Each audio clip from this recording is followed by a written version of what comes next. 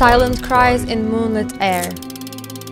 I was cut for my future husband. Blades have torn what none should dare. Without any warning, she just took the razor. Stolen bloom, a pain untold. Fatima is a cutter. Her main tool is a razor blade. Scars remain, but she stays bold. I could feel my flesh being cut off.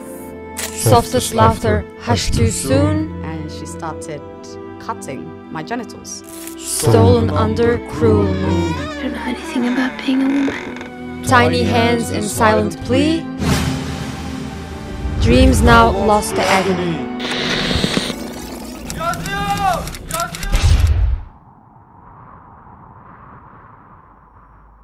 Aliyah was just 5 years old. She spent her days playing on the street with her friends, cousins, running, laughing, completely carefree. She had no idea that in just an hour, everything would change. Her mom called her inside and told her the good news. Today is a special day. You will become a pure woman, she said. Aliyah was very confused. Was she born dirty? Since her mom seemed happy, she didn't worry much while entering the room that her mother showed. There was one small room. It was dark, it was messy. First thing she saw when she stepped in was a woman holding a blade with red stains on it. I still remember I was sitting on the bed. The other lady was taking a rough cloth and a blade from the drawer. The strange woman smiled, sat her down, and said, "You must be really excited." Aliyah didn't know what to say. It wasn't her birthday, so she was really lost about this special day. Family members and other women were waiting around a table, and they told her to lay down. She obeyed. It's not like she had another choice. Held my hands and legs, and I was pinned down on the floor. she spread my legs. Before she knew, her pants were sliding off. She pulled down the underwear and then she grabbed that blade and She felt a cold blade with blood stains on it, cutting off her flesh. I was too young to actually, not to trust my grandmother. This was the first, but it wasn't gonna be the last time she felt betrayed by her family. It's another level of terror to know that the people that were supposed to protect you were the ones doing this to you. I was feeling as if everyone would now know I'm not a complete woman. Oh, you have a clitoris. It's disgusting. You're not supposed to have that in you. Or you're uncut, you're dirty, or you're not a woman. And I felt like I was an object. For my mother, that's a gift to me. It was my grandmother's decision. it's been happening for so long that it's become part of culture. A cultural thing. Part of our culture, it's a rite of passage, something that would help me get into womanhood.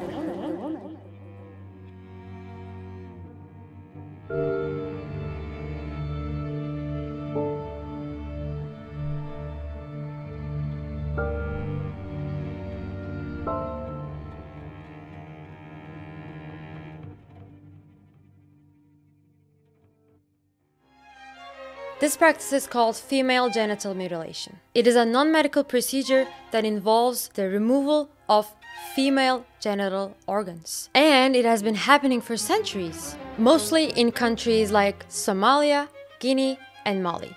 And in certain communities in Asia and the Middle East. It is an internationally recognized human rights violation, It's very legal. mainly to control women and girls' sexuality. It was just to control women. To prepare them for being a loyal wife, They have this tradition of making you kneel to your husband. and to prevent the risk of sex before marriage. That is the plain main reason. And to control her sexuality and to focus more on her husband's pleasure than her own.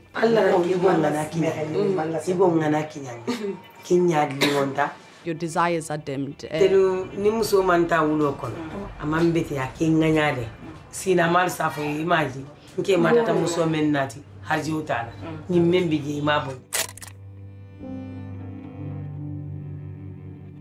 I told my dad that I didn't want to get married.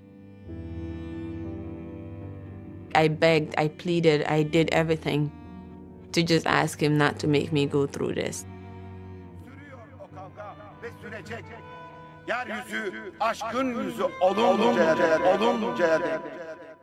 There are 4 ways to perform this torture.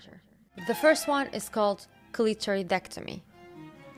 the removal of the clitoris. The second one is excision, the removal of the clitoris and the labia.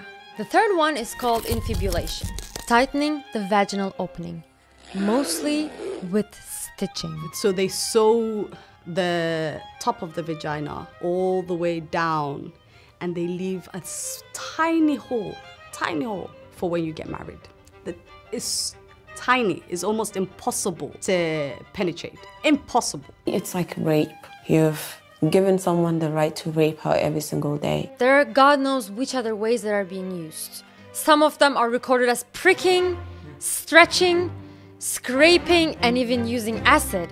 I really struggled with my period. Every single month I ended up in A&E because it had nowhere to come out. This completely takes away the ability to have pleasure during sex. It's like rape. Leaving them with difficulties in childbirth, menstruating, and even peeing. Trying to urinate is a really traumatizing experience within itself. Urinating was a difficult task. I didn't want to do it because it hurt it hurt tremendously. I can't even describe the words. I lived in constant pain. The maternity hospital in Garraway is full of women suffering from the cut years later. Raha's baby was born a few hours ago by cesarean because she couldn't deliver normally.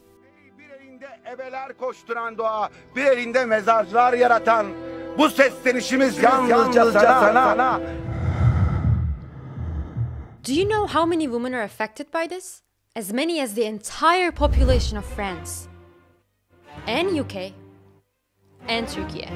200 million girls are being cut without anesthesia or painkillers. There is no religion that teaches FGM. It is a cultural practice that is centuries old. Because mutilation to me is damaged. Something that can't be fixed. Something that's not reversible almost. There's some surgeries to reverse the effects. Dr. Bowers has performed this surgery on just over 100 patients, mostly women who were born in Africa and who now live in the United States. But they're not common and they're so expensive. She was the first doctor in the US to perform this surgery.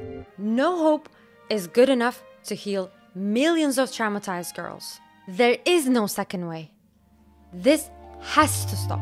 Female genital mutilation is barbaric and should be eliminated. There was a time when people thought burning witches was necessary. A time when lobotomies were seen as a medical breakthrough. Foot binding in China was seen as a symbol of status and beauty. These were traditions, deeply embedded, desperately defended. But then someone saw the cruelty. It is up to us to speak up. The seed was planted, the idea took root, and it spread. Be someone's voice, hold someone's hand. One person turned into 2, then a 10, then 100, and then 1,000. I wrote a petition.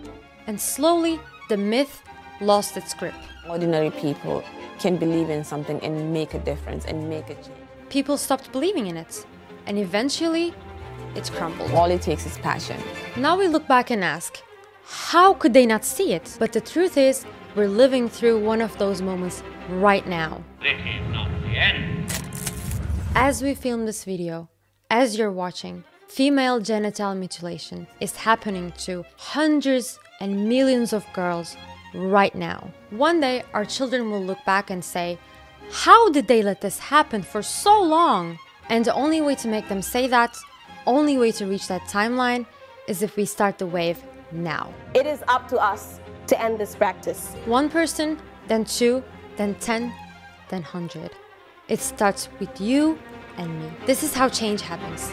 This is our chance. Oh, if you want to help us choose our next topic, please subscribe and follow us on Instagram. Bitmedi. Sürüyor o kavga ve sürecek. Yeryüzü aşkın yüzü oluncaya dek.